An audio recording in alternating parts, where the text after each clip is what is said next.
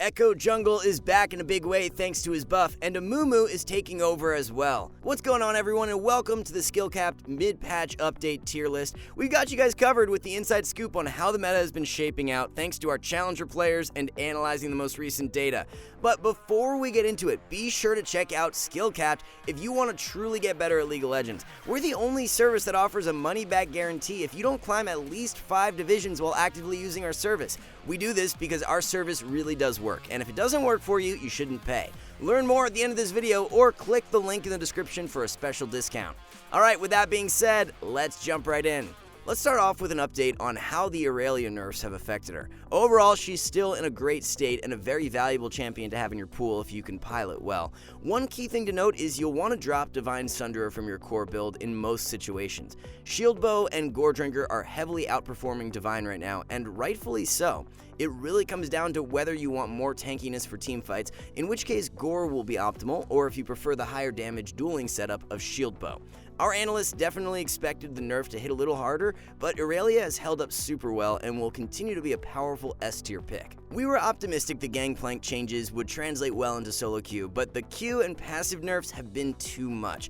Grasp was such a cornerstone part of Gangplank that the fact he can't use it anymore has led to a drastic drop on strength. We wouldn't be surprised if Riot gave GP a little boost to his laning power coming up in 11.18. For the time being, we would recommend to look elsewhere for a top lane carry, as GP will be placed in C tier.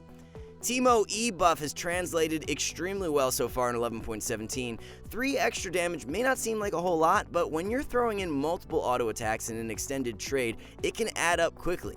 As a counter pick into champs like Renekton, Darius, and Garen, Teemo is a great option now. Teemo does still have his issues though, and is definitely not on the same level as many S-tier picks, but he'll find a respectable spot in our A tier for mid-patch. So our complete top lane tier list looks very similar to where it was in pre-patch. If you're looking to abuse the most OP picks, then Sett and Camille are top on our list. To put it lightly, Lucian is really terrible in the solo lane now after a set of changes, so we'd recommend staying away from him moving forward. The Divine nerfs have evened out the playing field and have made build diversity much stronger. For example, someone like Wukong, who spammed Divine regardless of the matchup, can now look towards Trinity or Gore Drinker when it gets less tankier comps. We've mentioned the Lily at top a few times now, but it keeps getting more and more popular and seeing even more success, so she'll be shifted into S tier. Hullbreaker as a third purchase on split push tops is amazing now after the buffs, yet it's still very underrated. Even Fleet is a great pickup on a few top laners, but we'll save that one for our OP off meta champs and builds video coming out tomorrow. If your goal is to climb low elo the fastest, then consider adding one of Mundo, Yorick, or Garen to your champion pool. A few really solid ban options at the moment are Sett, Camille, and TK. It was way back in preseason when amumu had his time in the spotlight, but since then it faded pretty hard. The tables have finally turned in 11.17 though, as Q changes are proving to be exactly what he needed. The sticking power and engage potential is massive now, and leads to so many game-changing outcomes. Contrary to Riot's intentions though, amumu is stomping low elo even harder than before, while his success in high elo is still limited. With over 50,000 games of sample size at the time of this recording, amumu has a 55% win rate in gold and below, which is completely ludicrous. Diamond and above is where amumu begins falling off a little. Since we put a heavier emphasis on each champion's viability in diamond and below for our tier list, amumu slots in as an S tier pick for 11.17. To say junglers are enjoying the Ekko buffs would be an understatement, as his play rate has shot up over 11% from last patch. Extra damage on passive to monsters is huge for Ekko's early clear, which was holding him back a little in the past. With Viego's power chopped substantially, Kayn falling in priority, and Graves nerfed as well, Ekko begins his rise in 11.17. To the upper echelon of our list, Ekko will be making his way into S tier. Viego changes have turned out extremely impactful in a negative way. Passive base healing being chopped from 8 down to 3% is what's hitting him the hardest right now. It's likely Riot looks into buffing Viego's offensive build paths, as the compensation buffs they went with didn't accomplish much. Like we mentioned in our pre-patch update, if you do plan on picking Viego, the offensive build is definitely stronger now, but his relative power level is quite a bit weaker. We'll be dropping Viego down into A tier for now. For a quick update on Evelynn, she's a very powerful S tier jungler thanks to the buff. If you're looking to add an AP jungler to your champion pool, then Evelynn would be top on our list for 11.17. 20 seconds off your ultimate at level 6 allows you to make plays more often, which translates into more kills and a faster snowball. Similar to Viego, Kayn was handed the short end of the stick this patch as he's lost a fair bit of strength from the passive nerf. Since your passive damage is guaranteed when you land spells or basic attacks, a drop from 12 down to 8% bonus damage is a healthy nerf.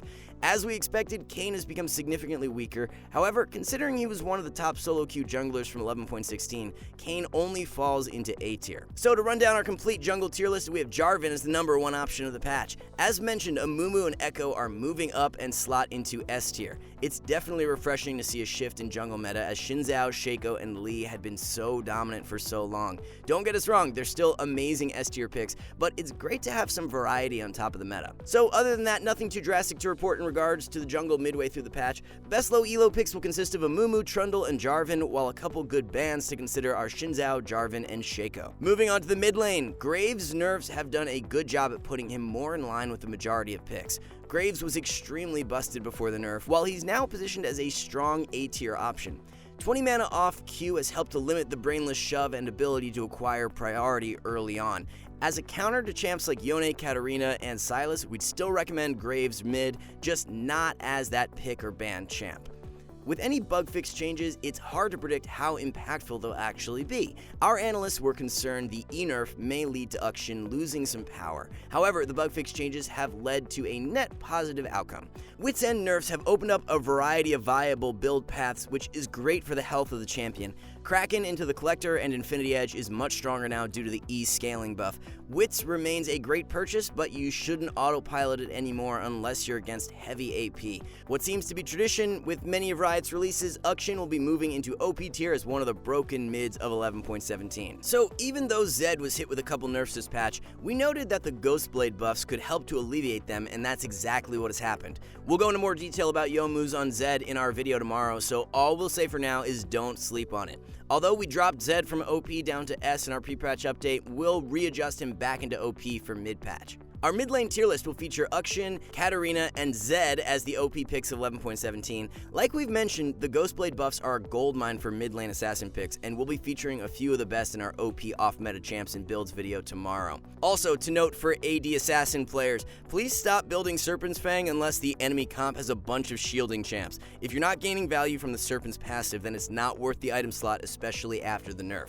Kayle, Malz, and Annie are the strongest picks to climb low elo the fastest, while highest priority bans are Katarina, Zed, and Uxin. Although Lucian has seen a boost in power due to his changes, it wasn't to the extent we would have liked. When paired up with enchanter supports like Sona, Nami, or Yuumi, Lucian is seeing a ton more success, but since the passive change doesn't impact him with every single support, he remains a situational pick. Overall, unless you can pick Lucian knowing your support will lock an enchanter, there are better options above him. Lucian will continue to lock down an average ranking in our B tier. Xayah was the other marksman who saw some promising buffs for 11.17, and they've played out quite well. Anytime a champion sees a 40% increase on a spell's damage, it usually leads to good things. Xayah's all-in potential at level 6 is way stronger thanks to the ultimate buff, and she will slot in as a good A-tier pickup. So, a couple adjustments to be had for our ADC tier list, as Jhin is making his way into OP tier alongside Ashe and Ziggs. Jhin's been on the receiving end of many positive changes as of late. Direct buffs helped massively, and the fleet buffs in 11.17 are another driving factor to his power shift.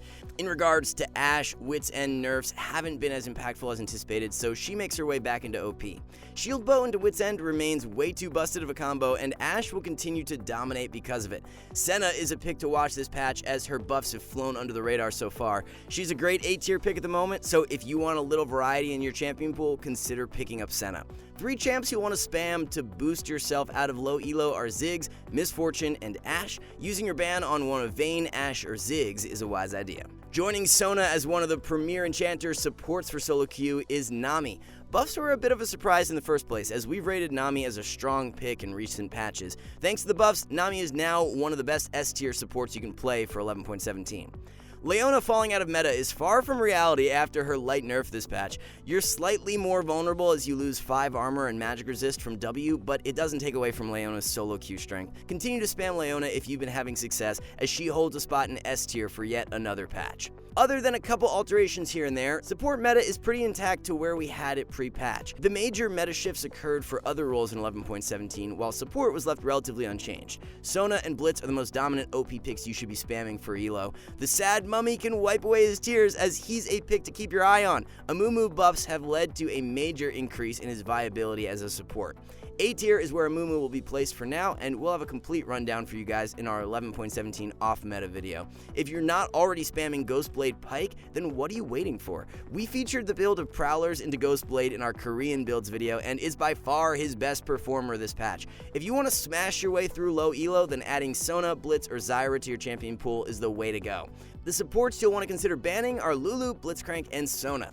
Alright guys, before we wrap this up, let's tell you a little bit more about SkillCapped. So we offer a 5-division rank up guarantee, and think that's a pretty crazy thing to offer. It's like a gym membership guaranteeing you'll get ripped. Your local gym would go bust if they offer that, right? Not us. We've offered this for years because our service really does work. It works so well, in fact, that we're able to produce by far the largest catalog of premium league guides on the internet. We add over 20 videos a week with over 1,600 guides curated into over 100 courses no one can compare. We've also sent challenger players into elo hell 714 times and counting, where they commentate how to carry live. They also respond to all questions asked. Sign up today for as little as $4.99 a month if you're serious about improving. Alright, now that you guys are all up to date with how the meta has evolved, good luck in 11.17, and we'll catch you in the next one.